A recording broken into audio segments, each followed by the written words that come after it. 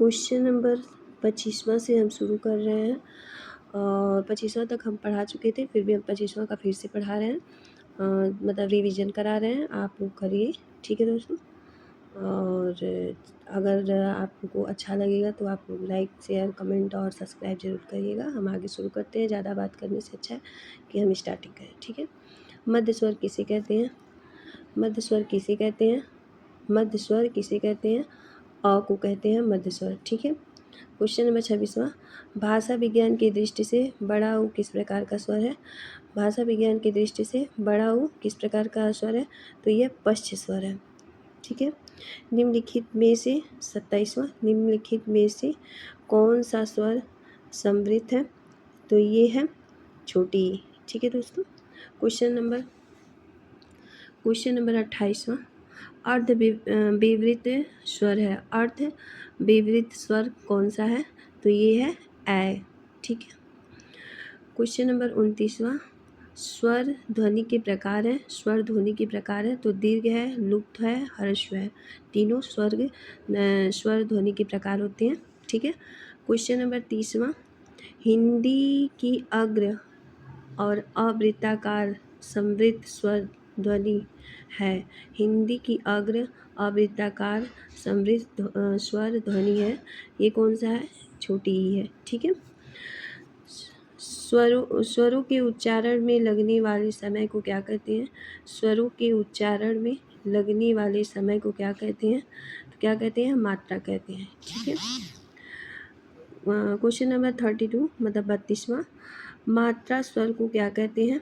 मात्रा स्वर को क्या कहते हैं? तो मात्रा स्वर को समरूप, ग्रेफिम कहते हैं, ठीक है। ओ और औ किस प्रकार का वर्ड है? ये कंठस्थ है, ठीक है। क्या है? कंठस्थ है। स्वर किस प्रकार का भेद है? स्वर किस प्रकार का भेद है? तो यह वर्ड है, स्वर वर्ड है, ठीक है। किस प्रकार का भेद है? तो वर्ड है। क्वेश्चन नंबर 35वां, निम्नलिखित में से कौन सा संयुक्त स्वर है? निम्नलिखित में से कौन सा संयुक्त स्वर है? तो ये है option number C, option number C बड़ा ऊ, ठीक है। 36वां, निम्नलिखित में से कौन सा स्वर कंठ तालव्य है? कंठ तालव्य है तो ये है ए, छोटा है, ठीक है। ऑप्शन नंबर डी, ठीक है दोस्तों। क्वेश्चन नंबर 37वां, निम्नलिखित में से कौन से शब्द में अनुनासिकता है? निम्नलिखित में से कौन से शब्द में अनुनासिकता है? तो ये कौन से शब्द में? संभालना, संभालना, संभालना, ठीक है दोस्तों। इसमें अनुनासिकता है। क्वेश्चन नंबर 38वां, कौन से शब्द में अनुनासिकता है? इसमें भी वही पूछा है, कौन से शब्द में अनुनासिकता है? तो कौन से शब्द में? कटीला में, ठीक है, कटीला में। क्वेश्चन नंबर 39 मतलब 39वां, किस वर्ण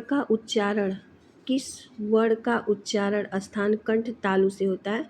कंठ और तालु से होता है, ठीक है। तो ये ऑप्शन नंबर डी है, ऐसे, ठीक है। 40वां क्वेश्चन, ए के उच्चारण का स्थान नाम है। ए के उच्चारण का स्थान नाम है, ऊपर ही वही दिया गया था, तो क्या था? कंठ तालु, कंठ तालव्य दिया है ना, यही है, ठीक है। स्वर ए और ए का उच्चारण स्थान कौन सा है? 41वां क्वेश्चन, स्वर ए और ए का उच्चारण स्थान क्या है? तो क्या है?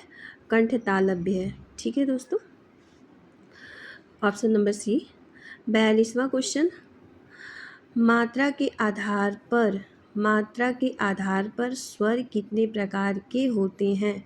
की परीक्षा 2018 में पूछा गया है। ये यूपीएसएसएससी वीडियो के एग्जाम में भी 2018 में पूछा गया है। मात्रा के आधार पर स्वर कितने प्रकार के होते हैं? तो स्वर 3 प्रकार के होते हैं, ठीक है। स्वर कितने प्रकार के होते हैं? स्वर 3 प्रकार के होते हैं। 43वां क्वेश्चन नंबर 43वां, वर्ण तालिका के अनुसार ह्रस्व, दीर्घ और लुप्त क्या है? तो ये क्या है? एक स्वर है। यही पूछा है ना यहाँ। मात्रा के आधार पर स्वर कितने प्रकार के होते हैं? स्वर 3 प्रकार के होते हैं। और स्वर का आंसर यहाँ इसका आंसर यहाँ छुपा है। वर्ण तालिका के अनुसार ह्रस्व, दीर्घ और लुप्त क्या है? तो ये एक स्वर है। ठीक है दोस्तों, क्या है? स्वर है। क्वेश्चन नंबर 40वां, जिनकी ध्वनि केवल मुख से निकलती है वे है। जिनकी ध्वनि केवल मुख से निकलती है वे है, तो ये निरुनासिक स्वर है। निरुनासिक स्वर है। मेरे पढ़ाने का मतलब ये नहीं है कि देखिए आजकल जितने भी टीचर लोग पढ़ा रहे हैं सब लोग मतलब पैसा दे के पढ़ा रहे हैं। और बहुत गरीब बच्चे ऐसे हैं जो मतलब पैसे नहीं है उनके पास, जो बुक नहीं खरीद सकते, इसलिए मैं रिवीजन करा रही हूँ। ठीक है, आप लोग को अच्छा लगेगा तो आप लोग ज़रूर शेयर करिएगा, सब्सक्राइब करिएगा, लाइक करिएगा, कमेंट जरूर करिएगा। ठीक है। क्वेश्चन नंबर 45वां, कंठ तालव्य कौन सा है? तो कंठ और तालव्य कौन सा है? तो ये ए और ऐ है। ठीक है, ए और ऐ है। Option number C. Question number 47वां, निम्नलिखित में से कंठ ध्वनियाँ कौन सी हैं जो कंठ से निकलती हैं? तो कौन कौन सी है? क ख ग, ये सारी कंठ ध्वनियाँ हैं। ठीक है। 48वां, निम्नलिखित में से हिंदी की कंठ ध्वनि है। हिंदी की कंठ ध्वनि है। हिंदी की कंठ ध्वनि क्या है? तो ये ह है। ठीक है दोस्तों, ह भी आता है कंठ ध्वनि में। 49वां, घ का उच्चारण स्थान कौन सा है? तो ये कंठ में होता है। देखिए option number B. Option number B. 50वां क्वेश्चन, निम्नलिखित में से कंठ वर्ण है। ठीक है, तो क्या है? देखिए आ, ह और विसर्ग, ये सारे कंठ वर्ण होते हैं। ये क्वेश्चन बहुत बार पूछता है, आ, ह और विसर्ग। ठीक है। क्वेश्चन नंबर 51वां, निम्न में से कंठ वर्ण कौन सा है? फिर वही क्वेश्चन पूछा है, कंठ वर्ण कौन सा है? तो अ होता है। ठीक है, यहाँ आ भी होता है, अ भी होता है। ठीक है दोस्तों। 52वां क्वेश्चन, स ध्वनि का उच्चारण स्थान क्या है? तो स ध्वनि का उच्चारण स्थान तालु है। ठीक है, तालु। क्वेश्चन नंबर 53वां, उच्चारण स्थान के आधार पर इया व्यंजन है। इया व्यंजन है। क्या है ये? ये तालव्य है। ठीक है, च वर्ड से जो भी सूरज च, छ, ज, झ, इया, ये जितना भी है ये तालव्य में आते हैं। ठीक है। हिंदी की स ध्वनियाँ कहाँ होता है? बड़ा स। ठीक है, हिंदी की बड़ा स ध्वनियाँ कहाँ होता है? ये भी तालव्य में आता है। ठीक है। क्वेश्चन नंबर 55वां, च, छ, ज, झ, यहाँ भी मैं बताई ना, का उच्चारण स्थान कौन सा होता है? कौन सा होता है? तालु से होता है। देखिए UPSSC लोअर एक सेकेंड एग्जाम में हुआ है, लॉयर। ठीक है। क्वेश्चन नंबर 56वां, निम्नलिखित व्यंजनों में से कौन से व्यंजन का उच्चारण तालु से होता है? ठीक है, option number C. Option number C, lawyer के एग्ज़ाम सेकेंड में हुआ है ये क्वेश्चन। देखिए बहुत बार पूछा है। 56वां क्वेश्चन, निम्नलिखित व्यंजनों में से कौन से व्यंजन का उच्चारण तालु से होता है? तो च वर्ग के जितने हुए तो च, छ, छ। ठीक है दोस्तों, ऑप्शन नंबर सी। देखिए क्वेश्चन नंबर 57, ये छोटी बड़ी च, छ, ज, झ, इया आदि का उच्चारण किस में होता है? तो ये तालव्य में होता है। रिपीटेड क्वेश्चन है, बार बार बहुत बार आता है। ठीक है, छोटी बड़ी च, छ, ज, झ, इया आदि का उच्चारण किस में होता है? तालव्य से होता है। ऑप्शन नंबर सी, किस व्यंजन का उच्चारण स्थान तालव्य में है? तो अभी बताए ना, झ से झरना। ठीक है, झ। Option number B. ठीक है, य का उच्चारण स्थान कहाँ है? य का उच्चारण स्थान भी तालव्य में होता है। ठीक है। क्वेश्चन नंबर 60, बड़ा स का उच्चारण स्थान कहाँ होता है? तो ये भी तालव्य में होता है। यूपी पुलिस में पूछा है, कांस्टेबल में एग्जाम 2018 में पूछा है। ठीक है। क्वेश्चन नंबर 61वां, निम्न में से तालव्य ध्वनियाँ हैं। तालव्य ध्वनियाँ अभी कितनी बार बता दिए? 100 होता है। ठीक है। क्वेश्चन नंबर 62वां, च वर्ण ध्वनियाँ किस वर्ग में आती हैं? च वर्ग, वो भी तालव्य में आती हैं। ऐसे रिवीजन करेंगे इतना ज़्यादा अच्छा रिवीजन हो जाएगा। वो क्वेश्चन नंबर 63वां, अड़ का उच्चारण स्थान क्या होता है? तो ये जानते हैं, ये नासिका, नासिक, मूर्धन्य, सॉरी मूर्धन्य में होता है। ठीक है। हिंदी में मूर्धन्य ध्वनियाँ हैं, ये हाँ मूर्धन्य ध्वनियाँ है। क्वेश्चन नंबर 64वां, हिंदी में मूर्धन्य ध्वनियाँ हैं, तो ये है ट, ठ, ड, ढ। ढ ढ पूछा था, मुझे लगा अंग वाला है। ठीक है, इसलिए मैं बोली। ठीक है, अंग को नासिका में पढ़ा जाता है, मुझे लगा यहाँ बिंदी है। ठीक है दोस्तों। क्वेश्चन नंबर 65वां, जिनका उच्चारण ऊपर के दांतों पर जीभ लगने से होता है उसे क्या कहते हैं? जिनका उच्चारण ऊपर के दांतों पर जीभ लगने से होता है उसे क्या कहते हैं? तो उसे क्या कहते हैं? दंत कहते हैं, दंत। ठीक है। क्वेश्चन नंबर 66वां, निम्नलिखित में से दंत ध्वनियाँ हैं। निम्नलिखित में से दंत ध्वनियाँ हैं, तो यह कौन सी है? त है। ठीक है। 67, निम्नलिखित में से कौन सा मूर्धन्य ध्वनियाँ हैं? तो ये है ट। मूर्धन्य ध्वनियाँ नहीं है, सॉरी मूर्धन्य ध्वनियाँ नहीं है, तो ये ऑप्शन ही गलत दिया है। ठीक है दोस्तों, इसको छोड़ दीजिए। 68वां, ट वर्ण में किस प्रकार के व्यंजन हैं? तो ये मूर्धन्य है, ये ऑप्शन गलत दिया है। मूर्धन्य है। ठीक है, ऑप्शन नंबर सी। 69, मतलब ट वर्ग का उच्चारण स्थान कहाँ होता है? वही मूर्धा। ठीक है, मूर्धन्य ध्वनियाँ वही है। ठीक है, ऑप्शन नंबर सी। 70वां, उच्चारण स्थान की दृष्टि से कौन सा विकल्प शुद्ध है? उच्चारण स्थान की दृष्टि से कौन सा विकल्प शुद्ध है? तो कौन सा है? स, जो दंत में, मतलब स, मतलब ऑप्शन नंबर ए। ठीक है दोस्तों। 61वां, थ जो है किस वर्ग का व्यंजन है? थ कौन सा है? तो दंत है। ठीक है, दंत वर्ग में, ऑप्शन नंबर सी में रखा गया। 72वां क्वेश्चन, निम्न में से दंत वर्ग है। निम्न में से दंत वर्ग क्या है? त है, त्र। ठीक है, त्र है। क्वेश्चन नंबर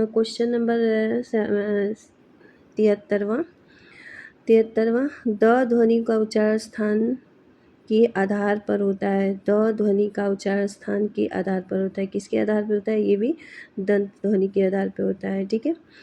त वर्ग, मतलब 74वां क्वेश्चन, त वर्ग की ध्वनियाँ का उच्चारण स्थान क्या है? तो ये भी है दंत से। ठीक है। क्वेश्चन नंबर 75वां, त का उच्चारण स्थान होता है, त का उच्चारण स्थान कहाँ होता है? दंत से होता है। ठीक है दोस्तों, यहाँ तक कोई दिक्कत तो ज़रूर बताइएगा। क्वेश्चन नंबर 76वां, निम्न में से दंत ध्वनियाँ हैं। तो दंत ध्वनियाँ क्या है? दंत ध्वनियाँ क्या है? ल है। ठीक है, दंत ध्वनियाँ क्या है? ल है। हिंदी में ओष्ठ व्यंजन जो ओठ के द्वारा बोला जाता है। ठीक है दोस्तों, जैसे प, फ, ब, व ऐसे करेंगे आप तो ओठ, दोनों ओठ मिल जाता है। तो ये क्या है? ब से भालू, ऑप्शन नंबर सी। 78वां क्वेश्चन, 78वां क्वेश्चन, निम्नलिखित में से ओष्ठ ध्वनियाँ नहीं है। तो कौन सी नहीं है? च नहीं है। ये क्या है? तालु है। ठीक है, तालव्य ध्वनियाँ हैं।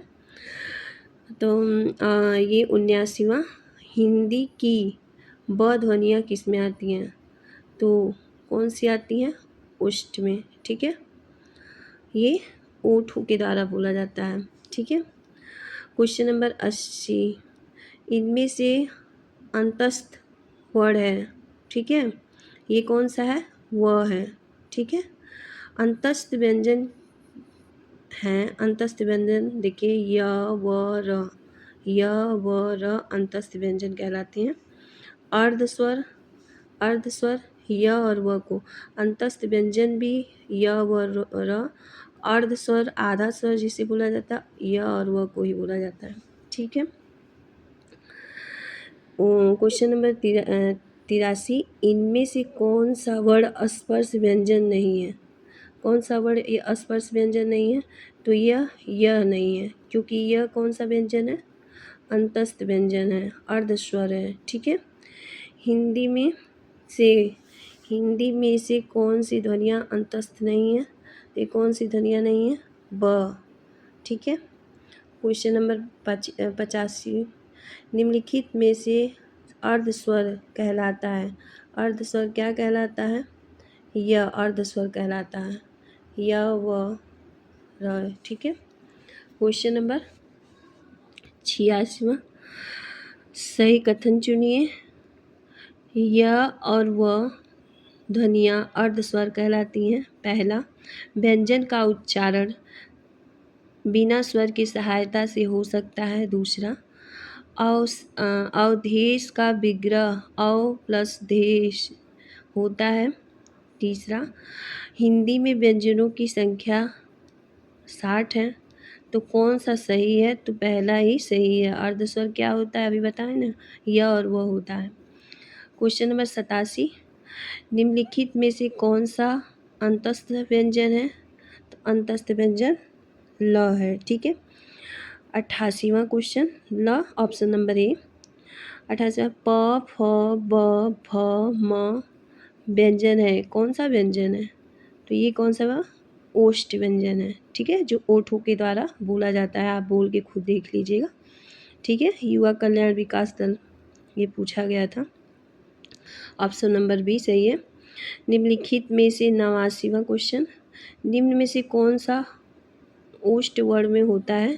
तो अभी बताया गया ऊ। ठीक है। निम्न हिंदी 90 क्वेश्चन, हिंदी वर्णमाला में अंतस्थ व्यंजन कौन से हैं? तो ये य र ल व, य र ल व।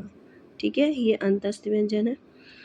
91वां क्वेश्चन, निम्न में से अंतस्थ व्यंजन कौन से हैं? तो वह है। ठीक है। 92वां क्वेश्चन, ऑप्शन नंबर सी। 92वां क्वेश्चन, निम्न में से अंतस्थ व्यंजन कौन सा है? तो यह है ऑप्शन नंबर डी, यह है। ठीक है। 93वां क्वेश्चन, य र ल व किस प्रकार के व्यंजन है? तो ये किस प्रकार के व्यंजन है? अंतस्थ व्यंजन है। ठीक है। 94 क्वेश्चन, हिंदी वर्णमाला में ऊष्म व्यंजन कौन से हैं? ऊष्म व्यंजन कौन से हैं?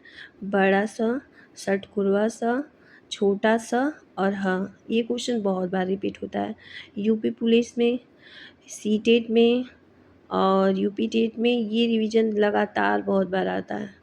ठीक है दोस्तों। अब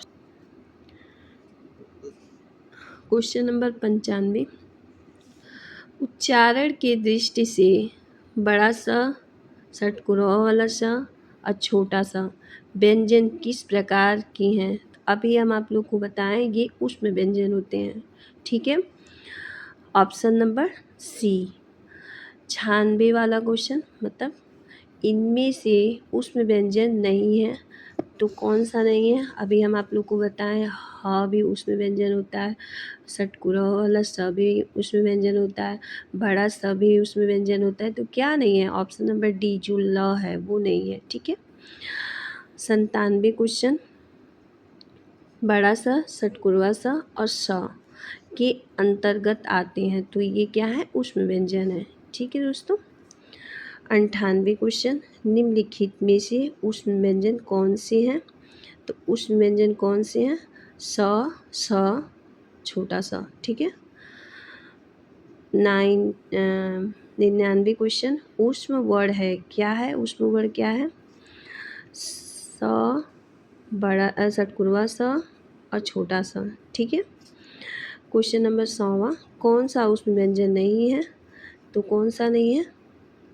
ग जो है ऑप्शन नंबर सी उसमें व्यंजन नहीं है। अगर दोस्तों आप पहले का नहीं देखे हैं तो आप ज़रूर पीछे जाके एक बार वीडियो को देख लीजिएगा। पीछे मैं 25 क्वेश्चन करा चुकी हूँ। ठीक है।